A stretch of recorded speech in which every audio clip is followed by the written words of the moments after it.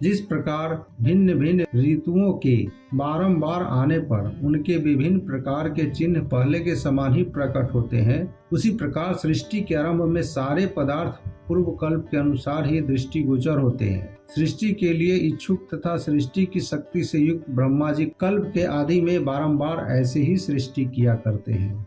ओम श्री परमात्मने नमः। पद्म पुराण के अनुसार गंगा पुत्र देवव्रत भीष्म गंगा द्वार अर्थात हरिद्वार में गंगा जी के तट पर परम पिता ब्रह्मा जी को प्रसन्न करने के लिए कठोर तपस्या किए। देवव्रत भीष्म की तपस्या से प्रसन्न होकर भगवान ब्रह्मा जी ने अपने पुत्र पुलस्त्य ऋषि को देवव्रत भीष्म के पास उनकी इच्छा पूर्ण करने के लिए भेज दिया। पुलस्त्य ऋषि और देवव्रत भीष्म के बीच संवाद के दौरान देवव्रत भीष्म को सृष्टि क्रम का वर्णन और भगवान विष्णु की महिमा का ज्ञान प्राप्त हुआ। पुलस्त्य ऋषि ने बताया कि भगवान विष्णु ही ब्रह्मा जी के रूप में सृष्टि की रचना करते हैं। पद्म पुराण के इस कथा में पुलस्त्य ऋषि ने ब्रह्मा जी की आयु तथा युग आदि का कालमान, भगवान बराह द्वारा पृथ्वी का रसातल से उद्धार और ब्रह्मा जी के रचे हुए विविध सर्गों का वर्णन किया है, जो इस प्रकार है। पुलस्त्य ऋषि ने इस प्रकार कहा, राजन, ब्रह्मा जी सर्वज्ञ एवं साक्षात नारायण के स्वरूप हैं।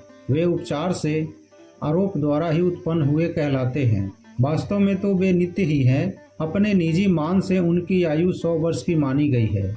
वह ब्रह्मा जी की आयु पौर कहलाती है। उसके आधे भाग को परार्ध कहते हैं।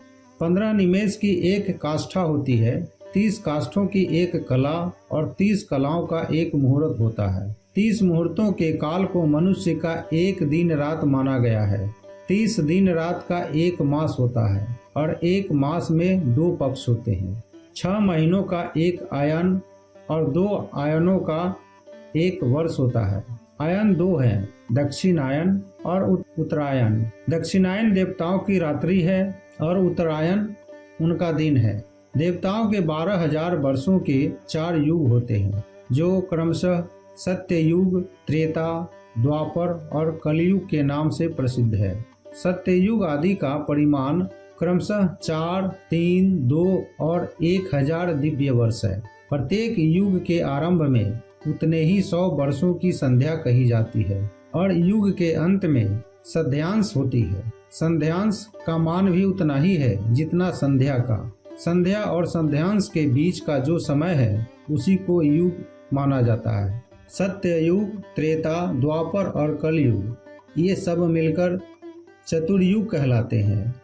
ऐसे 1000 चतुर्युगों को ब्रह्मा का एक दिन कहा जाता है। ब्रह्मा के एक दिन में 14 मनु होते हैं। सप्त ऋषि, देवता, इंद्र, मनु और मनु के पुत्र ये एक ही समय में उत्पन्न होते हैं तथा अंत में साथ ही साथ इनका संहार भी होता है। 71 चतुर्युग से कुछ अधिक काल का एक मनवंतर होता है। यही मनु और देवताओं आदि का समय है। इस प्रकार दिव्य वर्ष गणना के अनुसार 8,52,000 वर्षों का एक मनवंतर होता है। मानव वर्षों से गणना करने पर मनवंतर का कालमान पूरे 30,67,20,000 वर्ष होता है। इस काल को 14 गुना करने पर ब्रह्मा जी के एक दिन का मान होता है।